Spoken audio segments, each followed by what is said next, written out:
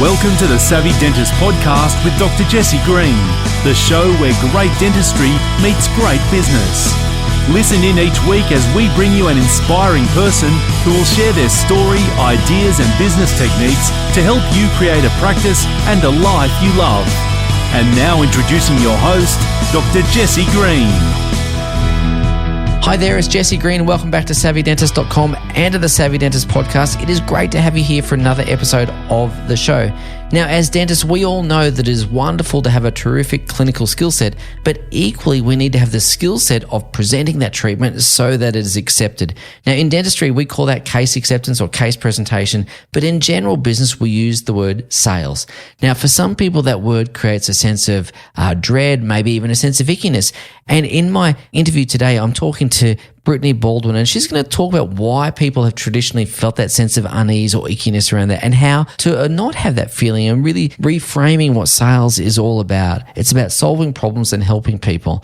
And in this conversation, we're going to talk about some strategies and some skills to help you build relationships with people, to build levels of trust so that you can engage with people at an emotional level and build that trust so that you can present treatment in a safe way to patients and so that they accept it. There's lots of really practical hints and tips in this podcast, and Brittany shares a wealth of them in our conversation that you're just going to want to take down and copy down and apply for great results in your own practice. Now, equally, Brittany's got a book called Database to Dollars, and if you want to get a copy of that, you can go across to her website, which is called tiktoksales.com.au, and TikTok is TICKTOCK, not like TikTok the platform, but it is TikTok like the hands of a clock. So tiktoksales.com.au/book, and you can get a copy of the book, and that book is free. If you want to get a digital download, there's a free audio book, but if you want the hard copy, you can grab it there as well. As I said, in the conversation, we do talk about a bunch of things that I think are going to be really useful for practice owners and indeed associate dentists and therapists and hygienists as well.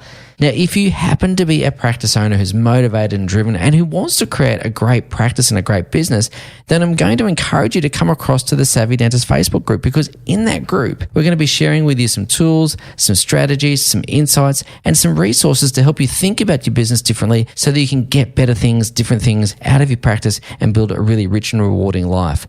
Now, whether that's increasing your income, whether it's having more free time, or really just enjoying that journey a bit more, then there's going to be a ton of stuff in the Facebook group there to help you in that process. So whether it's creating a profitable practice, scalable practice, or indeed a valuable practice, again, come and join us. We've got something there that we think will be really helpful, really useful for you on your own journey. But for now, let's get into our conversation with Brittany Baldwin. I hope you enjoy this podcast as much as I enjoyed recording it. Here she is. Brittany Baldwin, thank you so much for taking the time to come and join us all the way from the glorious Gold Coast. How's things up there today? Bright and sunny as expected up here in this beautiful weather, but it's been a great week, and I hope all of your listeners have had a fantastic week as well, Jesse. So you are really well known as someone who understands the sales process. You're really well-respected, well-regarded in that area. You're a sales trainer. You're really adept at that. You've written a book which is called Database to Dollars. You run a business called TikTok Sales. I wanted to ask you a bit about sales because in healthcare, the world where I work, sales has kind of got this icky feeling. It's got a bit of a bit of charge around that word. And I wondered if you've seen that in other industries as well, and perhaps why it gets that, icky feeling around it. I do. I feel like the word sales is right up there with tax collector or parking inspector. Yeah. And it is, and it's an unfortunate title to have, I suppose, because it is necessary in every business, in every industry. So there is a reason why sales is a bit icky and people don't want to associate with themselves. And it actually comes from the history of salespeople. So when you think salesperson, traditionally you go towards the cheap suit wearing, secondhand car salesman, the vacuum demonstrating, overpromise, underdeliver, very slick and arrogant and slimy type salesperson. And I can see why people don't want to represent themselves that way. What's happened, though, is the world of sales and the relationship that we've formed with our customers have changed so dramatically, but the association, the stigma around sales still exists. So what we need to do is, no matter what business we're in, no matter what role we play, it all eventually leads to sales, is that we need to have a bit of a mindset shift and recognize that we're not there to force products on or services on our customers. They're so well informed now that they know exactly what they want often before they walk in their doors. So it's important for us to just manage that relationship. We need to take the customer by the hand, guide them towards their decision-making moment, and really just help them with coming to the right conclusion for themselves.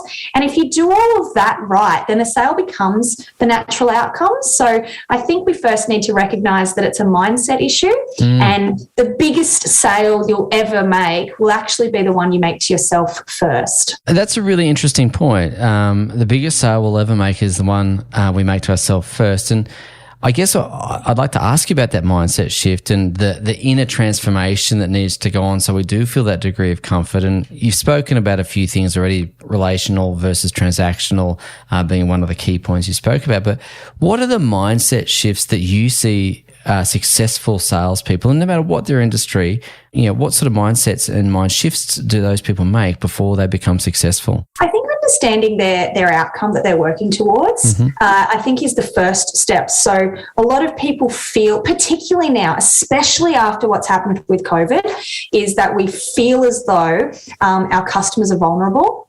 So we don't want to force our product or service on them. We don't want to pressure them to buy. And what's actually the reverse side of that is our customers want what we have. They need what we have, particularly in healthcare. It's not really an optional type thing. So we need to recognize, I suppose, the role that we play in providing them with that service. So it's, I suppose, understanding that the value of your product or service. What is it that you're helping them achieve? Okay, because this is solution driven. It's not something that you are that you're, like I said, I use the word force because that's how people view sales. Like you're giving something to people that they don't need or want. It's actually quite the opposite. And you can't make someone spend money and buy with you. So that's why, of course, it's just, first of all, what is it that you're trying to achieve in your business? And then making sure that you're very clear on who is it that you're trying to attract so that you can have the right message to the right person and then increase your likelihood of converting them into a sale, or, in a nicer terminology, in doing business with them or providing the right solution for them. So, sometimes it's just word. If you take the word sales out of it, you've come a long way. Yeah, I really like that. And I'm also really glad that you brought up the relationship between marketing and sales. And if I've understood this correctly, what you've been saying is if we get our marketing right, we're going to attract the right people. We're going to have them as qualified before they get to the process of having the sale or going through the sales process. And so we're going to be speaking to the right people about the right thing.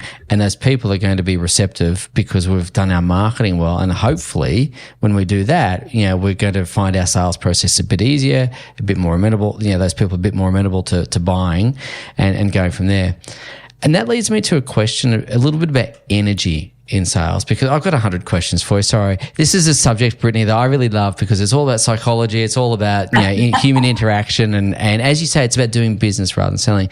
But I wanted to ask you about the difference in energy between someone buying versus someone feeling sold to. Yeah, look, everyone wants to buy, but nobody wants to be sold to. And I think I want to quickly backtrack, first of all, to something you said about marketing and sales, because a lot of people lump these into the same category. And it's really important that there is a clear distinction between them both. Yep. They are two separate areas of your business. They are absolutely both vital, but they play supporting roles with each other, and they're both necessary. So the best way I've found to describe that is marketing brings customers to the door, and then sales takes them through the door. Yeah, nice. Not just enough to attract them. Then you need your sales process to understand what to say, how to say it, and to guide them along that pathway that I talked about earlier. Now, in terms of energy, one of the greatest pieces of advice I can give is to actually match the energy of your customer. And I'll never, ever, ever forget a time where I did a presentation for a morning networking group. Now, I'm an upbeat person. That's how I function. I really, want to bring energy to the room. And then I did follow-up calls with everybody in attendance because I'm a good salesperson and I stayed connected, right?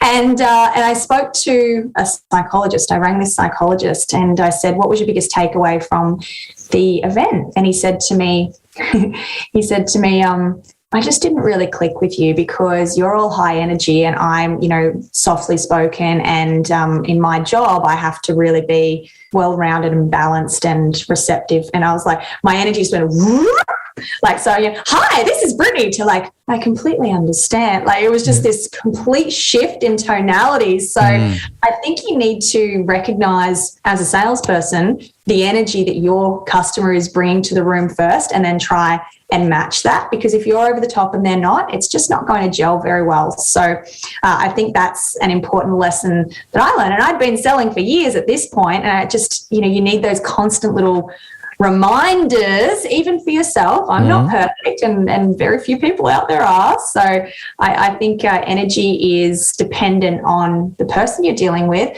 the product that you're selling. You're not going to be all upbeat if you're selling funeral insurance either, or like, something like that. So it's read the room a little bit and understand your intention before you go in there of how you're going to address each conversation. In dentistry, we have to be mindful of that as well, because, we're dealing with people who, many of whom are scared to go to the dentist. We are operating inside someone's mouth, which is a very intimate part of the body. And so there's always an element of respect and care that has to go there. And there's a sense of sobriety that goes with that.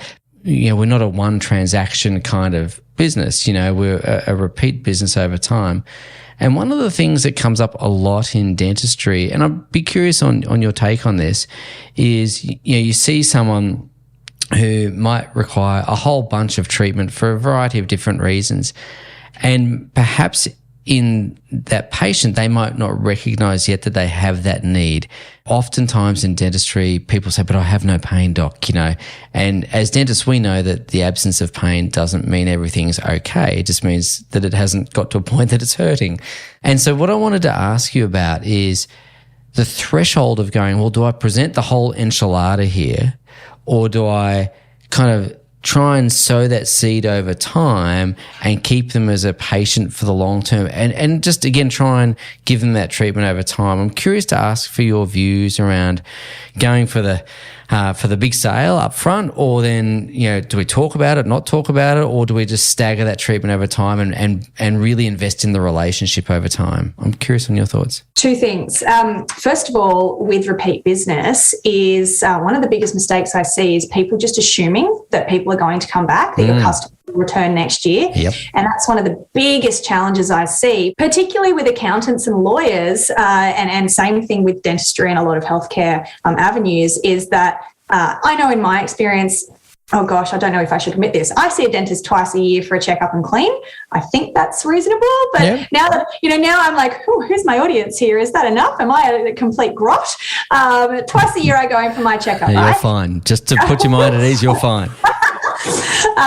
So I go back to the same dentist every time because they've delivered me a wonderful service. My healthcare covers the cost of my treatment. So for me, it's not a money thing. I like the person who I go to. He remembers my last visit. I travel a lot, so he might ask about where I've been. So I actually feel like he's really invested in my life and my relationship.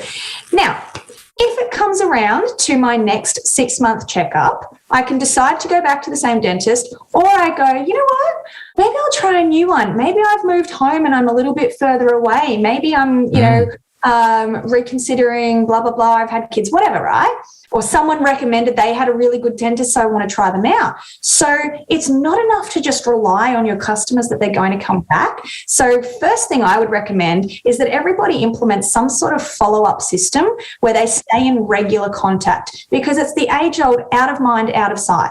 If they don't hear from you, there's no reminder, no incentive for them to return, particularly if they're not those long time, really invested, loyal customers with you too. So the first thing I do is make sure that you're in regular contact, even if it's a monthly email, okay? It doesn't need to be this whole big deal. And I understand that doing something like calls to your customers is time consuming. You have to then decide what is the lifetime value of this client if you lose them, and how much does it cost you to get another one to replace them. So that's part one of how to build relationships with customers. Part two, the lifetime value. If you know that there's a huge amount of work coming up, each case will be different, so I don't want to give a generic answer, because some people have different levels of healthcare or no healthcare at all. I have very high cover, so I wouldn't be too terrified if my dentist said you need a serious amount of work, okay? Others might go,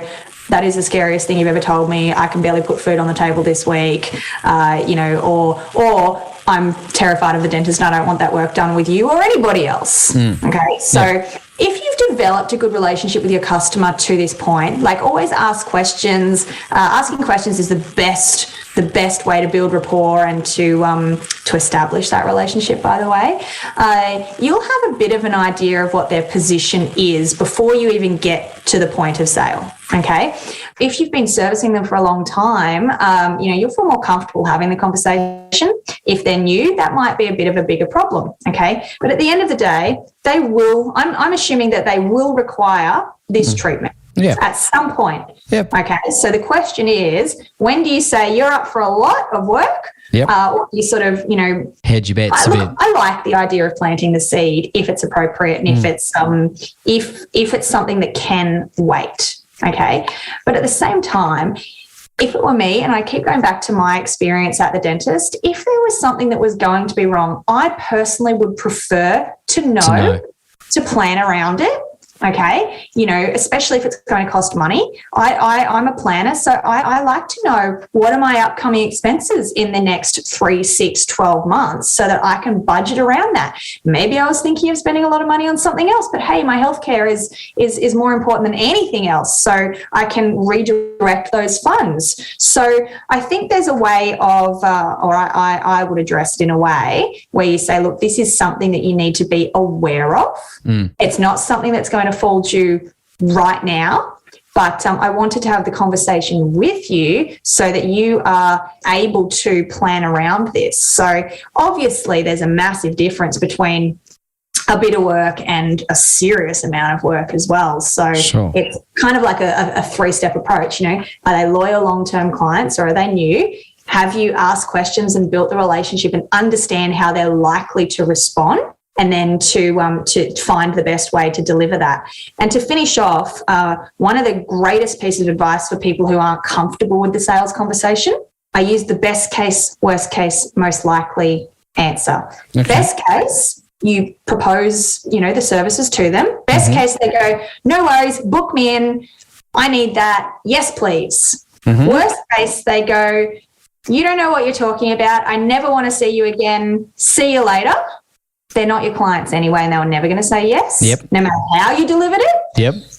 Most likely, so best case, worst case, most likely they say, you know what, thank you so much for letting me know. I'm not really in a position to do it right now, but I understand it's important. So let's book me in for another checkup in 6 months' time and see if it's gotten worse or improved or whatever. I might go and speak to somebody else, but hey, if they're loyal to you, they're going to stick with you as well. So to me, it's always the most likely is continue having conversations and move them closer to a yes or a no. What you've described is pretty much how I see things as well. As I like to know about things as well. I don't want to kind of get a surprise, 3 years down the track, but why have we not spoken about this until this point? No one wants that. And so I guess the thing I also wanted to ask you about is, again, that rapport and the relationship and the know, like, and trust factor as well, because as that relationship deepens, as your patients get to know you and you get to know them, there is a bond, there is a trust. And I'm assuming, in your work, you would see different rates of conversion based at different levels of trust or different depth of relationship. And I'm just wondering if you can speak to that for a moment. Everyone wants to feel valued. Everyone, no matter what walk of life they're in. And that's why I say I really like going back to my dentist, because he is so in tune with my life and he asks me to, it's not like the world's most pleasant experience. Nobody desires to go to the dentist. And I say that, generally, like there are some people who really do, but it's more of a need than a want. So I think first of all is to make that whole environment as comfortable and as desirable as possible. So that starts like right from the beginning. So how is it that you confirm appointments? How is it that you remind people that they've got appointments? Who is it that answers the phone to book people in? Do you have an online system? Is it easy? Part of the trust in the services that you provide is the customer journey that you have along the way, because it's not just the dentist that people have to fall in love with. Is parking easy? Like, it's a pain in the bum. You don't want to go because you're like, oh, every time I go to the dentist, I can't get a park and I've got kids and I have to walk, whatever. Like, and I have to carry my heavy bags. Like, I don't know. So it's a combination of different factors that build that relationship, build that level of trust with you. I talk about relationships in the way that, everybody has as much time as they can to ask questions and build rapport and follow up and keep connected. And I understand in reality, you guys are running a business. But if you put yourself in the shoes of the customer, or your patients to be more specific, if you put yourself in the shoes of the patient, what experience are they getting from start to finish? And how would you like to experience that? Like, how do you go to the doctor? It's very similar. I'm sure dentists go to doctors. What do you like about that? What do you not like about that? What would you change about that? And then implement it in your business, because it's about the experience above all else. People are prepared to pay more for that. I promise you, they are prepared to pay more if you're delivering above and beyond the standard service. 100% that. Well, that's exactly right. I agree with you 100%. And when you're crafting that experience, you're looking at those moments of interaction or touch points and thinking about what you want to happen at each of those. And one of the things that I'm really grateful, and this is going to sound like a backhanded thing, but I'm really grateful to the telecommunications companies and the banks, because their customer experiences are generally a bit on the lousy side, which makes it pretty easy for us to stand out. It's not like we need to do enormous, acts of service to, just cut the air or cut the ice or break the ice, I should say. We just need to be decent people, think about this, what sort of experience would we like, and execute that consistently. We're not asking people to split atoms here. I mentored a girl from a school yesterday who has a budding photography business. And we were speaking about business coaches and business leaders. They all say, what's your unique selling point? What makes you different from everybody else? And in my time speaking with businesses, I've actually got a really simple answer. What makes you different to everybody else is actually customer service, because everybody else is doing it so poorly. No one answers the phone. No one calls you back. It's so poor that it doesn't take much to stand out by just delivering really well. It's not hard. I went to the doctor the other day, and I won't mention the practice name, but I went to the doctor the other day. The poor old doctor had to go away unexpectedly. That's fine, not a big problem. But I actually got to the appointment. They'd rung me prior to getting there, and I'd missed the call. So I got there, and bad on me for missing the call. Anyway, I turned up to the appointment. But irrespective of that, they still checked me in for the appointment, and I waited for half an hour before they realised that I wasn't meant to be there. And then they came back and said sheepishly, "Hey Jesse, I'm really sorry, the doctor had to go away for this and this." And it was all fine. It's okay. I mean, I understand that these things happen, but there was a breakdown of experience there. Things didn't quite go the way they'd planned. And I accept that we all have days where things don't go as planned. So I get that. But what we're talking about is doing most things right most of the time for most people. Kind of like the bare minimum. Yeah, it is kind of the bare minimum. So anyway, I wanted to ask you, just moving back to the sales conversation a little bit, because one of the things that I know some people get worried about is objection and feeling that sense of rejection. And objections aren't always a rejection. It's often an unanswered question. And I wanted to ask your thoughts about objections. What sort of objections you see, where they can be categorized in different groups. And then, of course, maybe some thoughts about what to do when you're presented with an objection. Objections are largely considered to be the scariest part of the conversation, and that's because we don't really know how to address them. People think of objections and they think it's like we're saying no. This is when, for people who don't know what an objection is, it's when they say like, no, or I'm not ready, or that's too expensive. It's their excuse that they come up with that's not the yes. Okay.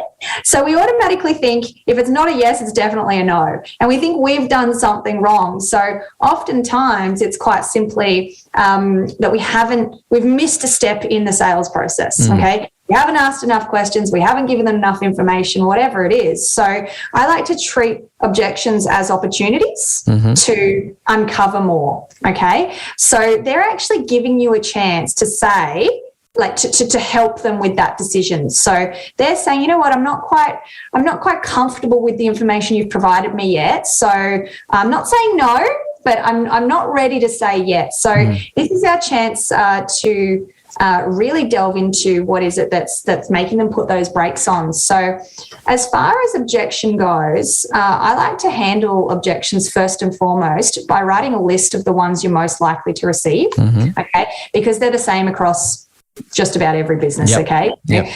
So first of all, write down your likely objections. Then what I want you to do is to start writing down your responses to them, because then you're not going to be a deer in headlights when it actually comes up in conversation. You can start to anticipate the objections and have practiced and rehearsed your response to them. So that's the first tip I have for everybody to be mindful of when it comes to objections, is to actually find out which ones you're going to come up against, and they are largely the same. The most common one, it's too expensive. Yeah, can't afford it, yeah. The next one is I have to ask somebody else.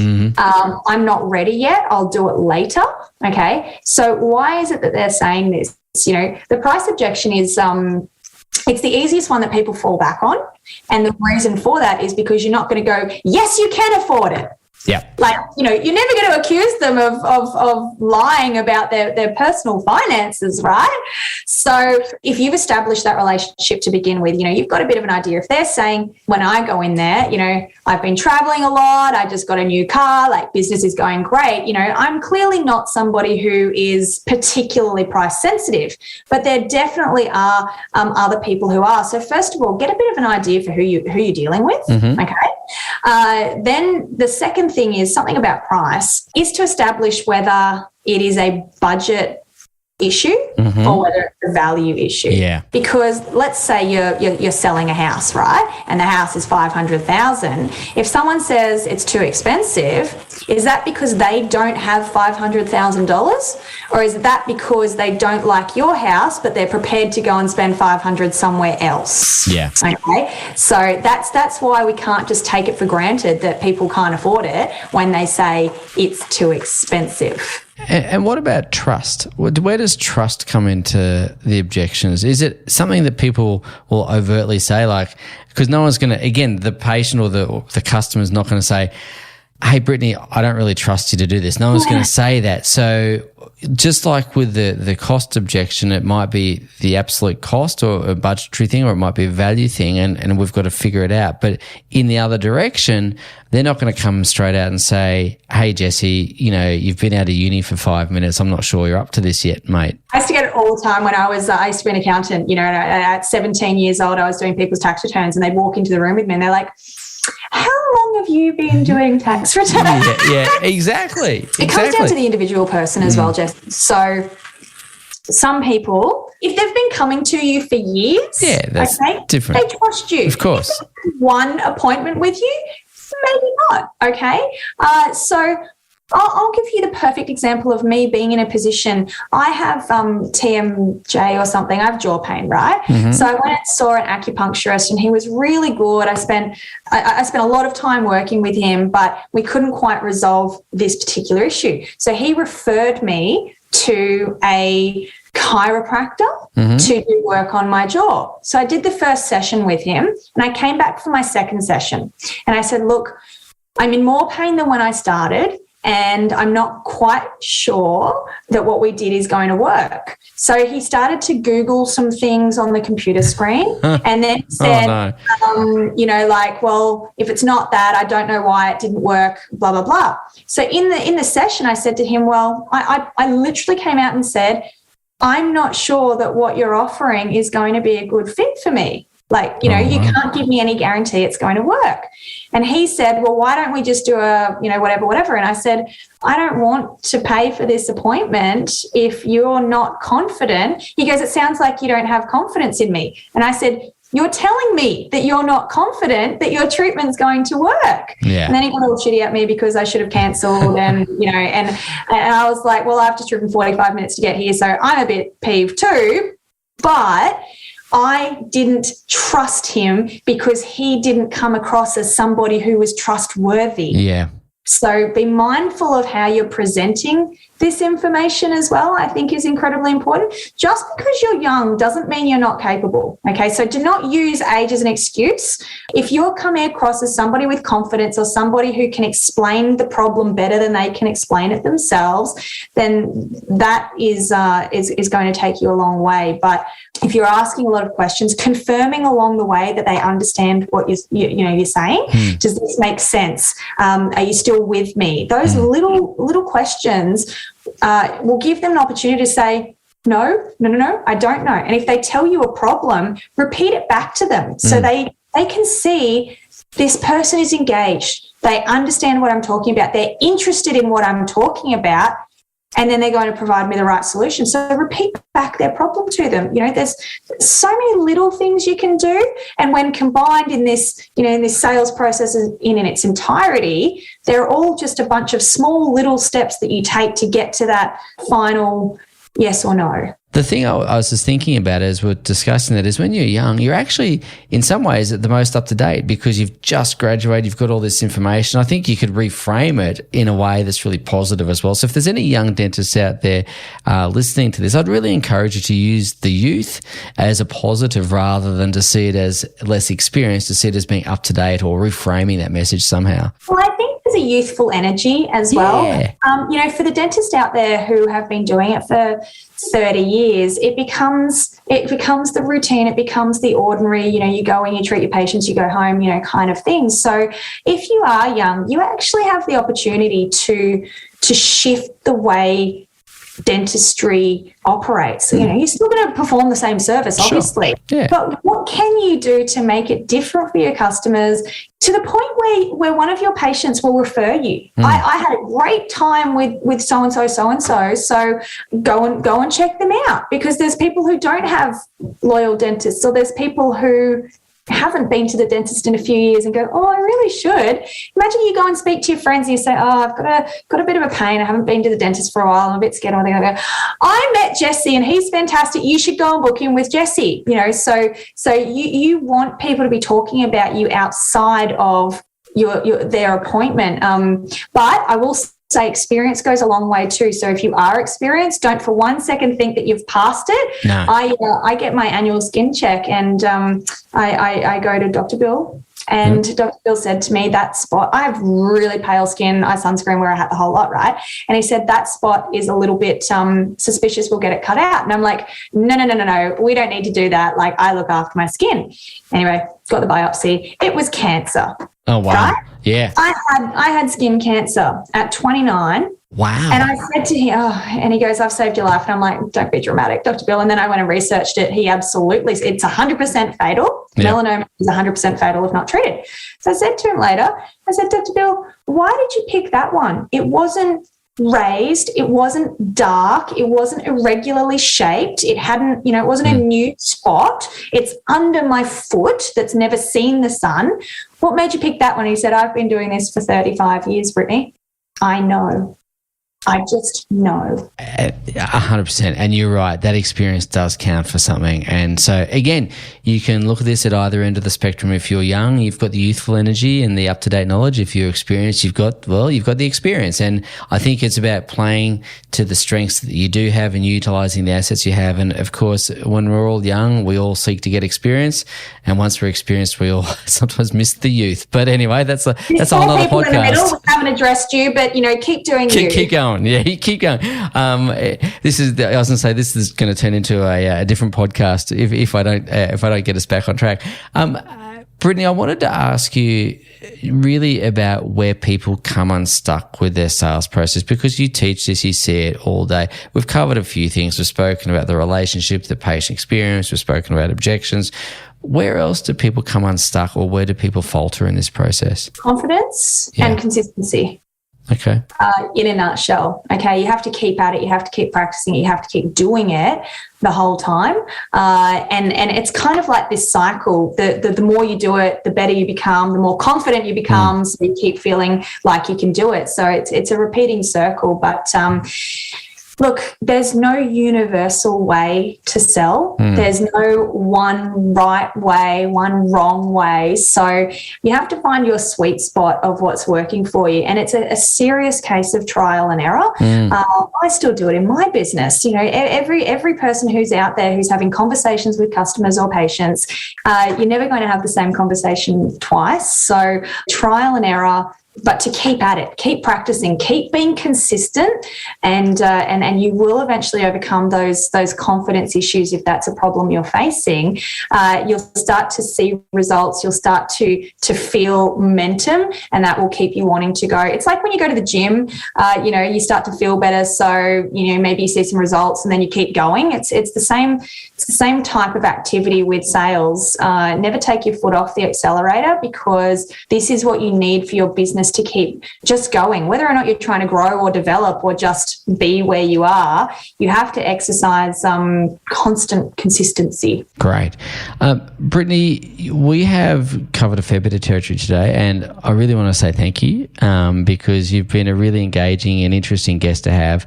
And for people who want to find out more about how to sell, how to do it elegantly, understanding that process, you've got a book which we spoke about in the introduction called Database to Dollars. And if people want to get a copy of that book, where's the best place for them to grab that? Because I think it's a really useful resource. And I really believe that you can't stop learning about these sorts of things because it is an ongoing process. And where could people get a copy of your book if they wanted to read more about that? Thank you. And for anybody who does wish to connect, of course, I'm always open and available. But I do have this little book here called Database to Dollars. I actually wrote it during lockdown when we were in COVID in 2020. This book here, you can get it at tiktoksales.com.au/book. Now, the great news is you can download it for free.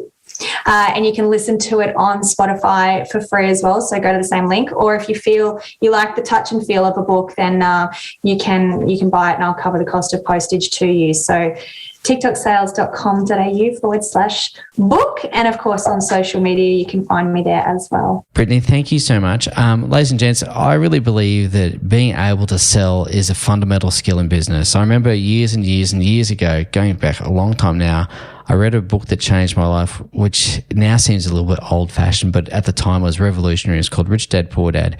And in that book, he made the case that every single person in business needs to learn the art and skill of selling. And I really believe that's no different in dentistry as well. We might call it case presentation or whatever language we call it, but it is a skill that with practice you can get better at. And I think Brittany's book here is going to be a great step for those people that want to take their sales skills or the case presentation skills to a new level. So again, Brittany, thank you for making that available.